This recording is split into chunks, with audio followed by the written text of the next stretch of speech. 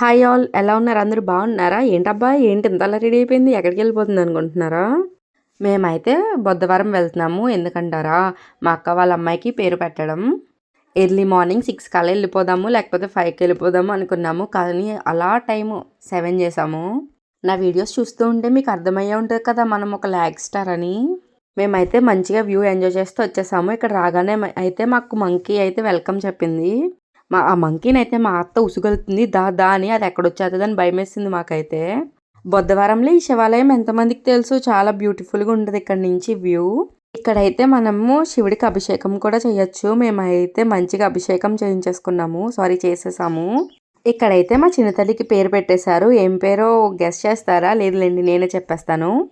మా చిన్న తల్లి పేరైతే చార్విశ్రీ. పేరు ఎలా ఉందో కామెంట్ చేసేయండి. ఏంటండి బాబు, ఎండలు ఎలా మండిపోతున్నాయి! అస్సలు టెంపుల్లో అయితే ఊపిరి రావట్లేదండి బాబు.